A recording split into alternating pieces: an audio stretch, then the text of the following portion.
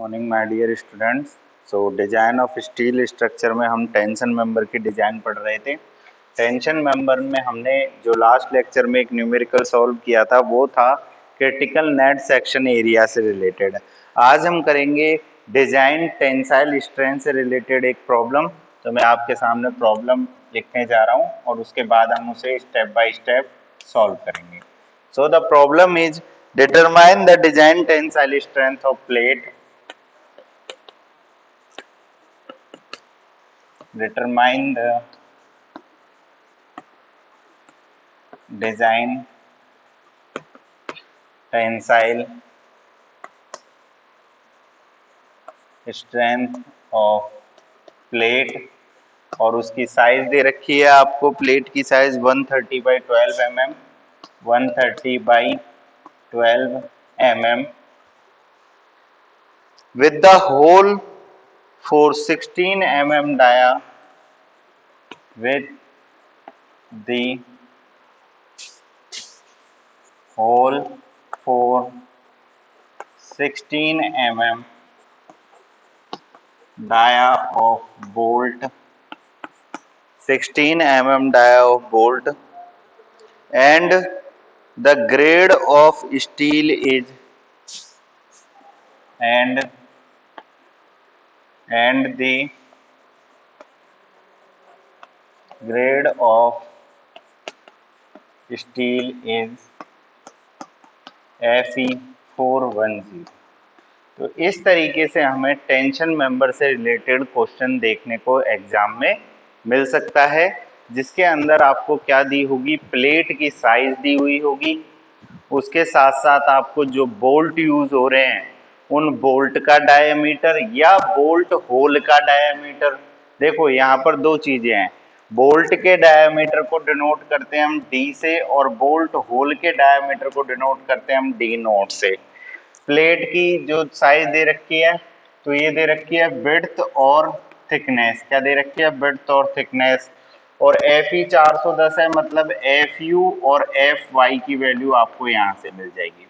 तो क्वेश्चन को पढ़ के सारी वैल्यूज को कलेक्ट करना स्टूडेंट का काम होता है। आपको क्वेश्चन के अंदर जो भी गिवन है उसको आप एक कॉर्नर में पेज के साइड में सारी चीजें नोट कर लें। सबसे पहला काम ये होता है, तो नोट करते हैं। डी होता है डायमीटर ऑफ बोल्ट, जो दे रखा है 16 mm। तो अगर ये 16 mm है तो डी नोट कितना होगा, +2 कर देंगे, कितना आ जाएगा 18 mm। विड्थ कितनी है 130, थिकनेस कितनी है 12, ये दोनों भी किस में mm में। अच्छा Fe 410 है, मतलब Fu की वैल्यू तो हो गई 410 और Fy की वैल्यू हो गई 250। तो ये सारी वैल्यू हमें क्वेश्चन में गिवन है। अब आपको क्या करना है, इसके अकॉर्डिंग आपको डिजाइन टेंसाइल स्ट्रेंथ निकालनी है। तो मैं सबसे पहले यहाँ सॉल्यूशन में एक लाइन लिख देता हूँ कि जो हमें निकालना है वो किस तरीके से आएगा। किसी भी प्लेट के लिए जो डिजाइन टेंसाइल स्ट्रेंथ होती है, डिजाइन टेंसाइल स्ट्रेंथ जो होती है वो मिनिमम होती है किसका, तीनों का। मिनिमम ऑफ कौन कौन से तीन, मिनिमम किस किस का होती है कि यील्डिंग, रैप्चर और block shear. Strength due to yielding, rupture और ब्लॉक शियर। ये तीन तरीके से हमने, जब हम डिजाइन प्रोसेस पढ़ रहे थे, डिजाइन स्टेप्स जब पढ़ रहे थे टेंशन मेंबर की, उस टाइम हमने देखा था कि हम डिजाइन टेंसाइल स्ट्रेंथ है वो यील्डिंग के केस में निकालते हैं, रैप्चर के केस में निकालते हैं और ब्लॉक शियर के केस में निकालते हैं। तो किसी भी प्लेट की जो ओवरऑल डिजाइन टेंसाइल स्ट्रेंथ होगी वो क्या होगी, मिनिमम होगी इन तीनों की। क्या होगी, मिनिमम होगी इन तीनों की। मतलब हमें ये तीनों फाइंड आउट करनी पड़ेंगी, फिर हमें पता चलेगा इन तीनों में से जो मिनिमम होगी वही हमारी क्या होगी, डिजाइन टेंसाइल स्ट्रेंथ होगी। तो चलिए एक एक करके तीनों को फाइंड आउट करेंगे और इस प्रॉब्लम को सॉल्व करेंगे जैसे हमने डिजाइन प्रोसेस देखा था उसी तरीके से, और फिर देखेंगे। अच्छा इसका डायग्राम और दे रखा है आपको, वो डायग्राम मैं ड्रॉ कर देता हूं।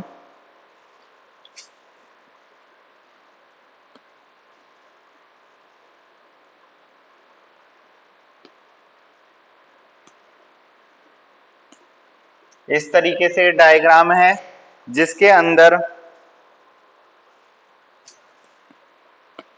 ये डिस्टेंस है 60, ये डिस्टेंस भी कितनी है 60, ठीक है, और उसके अलावा जो अपर और डाउन साइड की डिस्टेंस है वो है 35, ये 35 और ये भी कितनी है 35, और ओवरऑल कितनी थी, ओवरऑल है 130। इस तरीके से डायग्राम हमें दे रखा है, 4 बोल्ट है। अब देखिए अगर ये क्रिटिकल सेक्शन पर फेल होती है प्लेट टेंशन में, तो किसी भी एक सेक्शन पर होगी, चाहे वो अब आप इस वाले सेक्शन पे ले लीजिए या आप इस वाले पे ले लीजिए, ऐसा नहीं हो सकता कि दोनों पर हो जाए एक साथ, ठीक है। तो 1 2 3 और 4 ये नंबरिंग कर दी मैंने। सबसे पहले निकालते हैं हम स्ट्रेंथ इन यील्डिंग।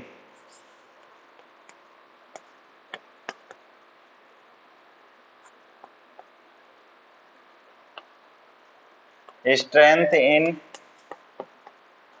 यील्डिंग की बात करते हैं। तो स्ट्रेंथ इन यील्डिंग के लिए मैंने आपको फॉर्मूला बताया था, T D G is equal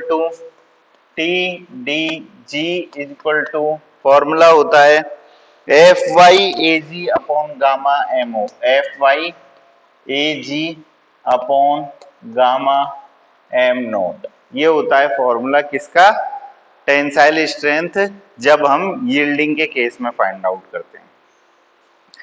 तो अगर यील्डिंग के केस में हम टेंसाइल स्ट्रेंथ फाइंड आउट कर रहे हैं तो पहले देख लें ये सब क्या है। टीडीजी तो क्या है, design tensile strength in yielding. F Y क्या है, एफ वाई है यील्ड स्ट्रेंथ, क्या है यील्ड स्ट्रेंथ। एजी क्या है, एजी है ग्रॉस एरिया। गामा एमओ क्या है, पार्शियल सेफ्टी फैक्टर है जिसकी वैल्यू हम लेते हैं 1.10। अब एफ वाई हमें डायरेक्टली दे रखा है कि एफ वाई की वैल्यू 250 है, कहां से निकाली हमने, स्टील ग्रेड दे रखी थी एफई 410 की, तो वहां से हमने एफ वाई फाइंड आउट कर लिया कि 410 ग्रेड के लिए जो एफ वाई की वैल्यू होती है वो कितनी होती है 250। उसके बाद हमने गामा एमओ हम जानते हैं पार्शियल सेफ्टी फैक्टर है जिसकी वैल्यू 1.10 होती है, हमने डिजाइन प्रोसेस में देखा था। और एजी क्या है, एजी है हमारा ग्रॉस एरिया। अब ग्रॉस एरिया क्या होता है, देखिए ग्रॉस एरिया निकालने का फॉर्मूला होता है area equal to width into thickness of plate. क्या होता है, width into thickness of plate. तो विड्थ इनटू थिकनेस करेंगे, क्या करेंगे, विड्थ इनटू थिकनेस। तो विड्थ कितनी है 130 इनटू थिकनेस कितनी है 12, ये आ जाएगा। तो यहाँ पर डायरेक्ट वैल्यू रख देते हैं, T D G is equal to A F Y की जगह तो रखेंगे 250 multiply by A G B into T मतलब 130 इंटू 12 और अपॉन में कितना रखेंगे 1.10। तो यहाँ से मेरे पास टी डी जी की वैल्यू आ जाएगी टेंसाइल स्ट्रेंथ इन यील्डिंग में, वो आएगी 354545 न्यूटन, 354545 न्यूटन। अब ये न्यूटन में आया। अच्छा आपको यूनिट जरूर याद रखनी है कि हमें जो सॉल्यूशन मिलेगा वो किलो न्यूटन में मिलेगा या न्यूटन में मिलेगा। तो न्यूटन में क्यों मिला है, क्योंकि हमने ये जो एफ यू और एफ वाई की वैल्यू ली है ये एमपीए में लिए हैं, न्यूटन पर एमएम स्क्वायर में, इसलिए हमें ये जो आंसर मिलेगा ये भी किस में मिलेगा, न्यूटन में। अब अगर ये न्यूटन में मिला है तो इसको किलो न्यूटन में कन्वर्ट कर लें, क्या हो जाएगा 354.54 किलो न्यूटन, ये हो जाएगी हमारी टेंसाइल स्ट्रेंथ इन यील्डिंग। अब चलते हैं रैप्चर की तरफ कि रैप्चर के केस में किस तरीके से हमें निकालनी है। तो देखिए ये थी स्ट्रेंथ इन यील्डिंग। अब चलते हैं रैप्चर के केस में, सेकंड देखते हैं हम।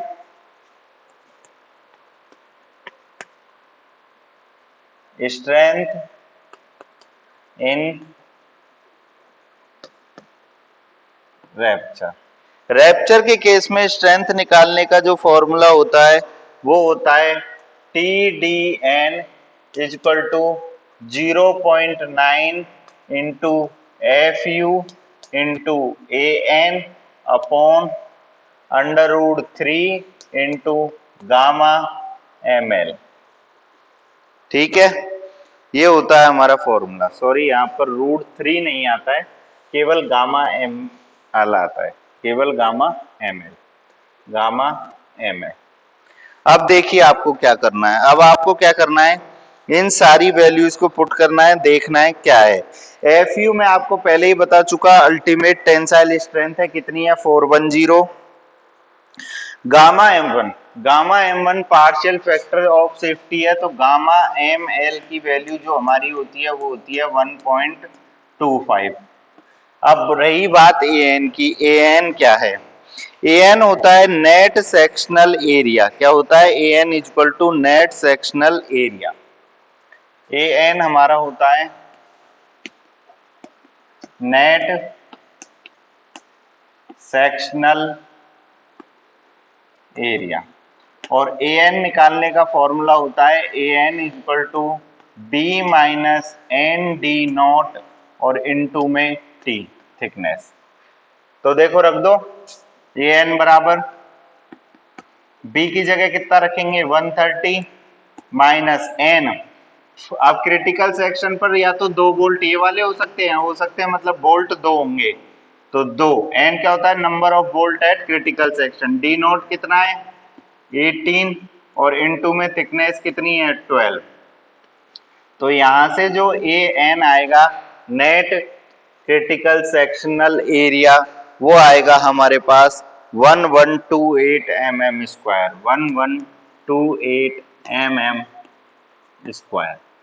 अब सारी वैल्यू हमें मिल गई, तो वो सारी वैल्यू उठा के कहां पुट कर दें, इसमें जहां पे हम स्ट्रेंथ इन रैप्चर निकाल रहे हैं। तो देखिए TDN इक्वल टू क्या होगा, 0.9 इंटू FU की जगह 410 इंटू AN की जगह 1128 और अपॉन में कितना आ जाएगा, 1.25।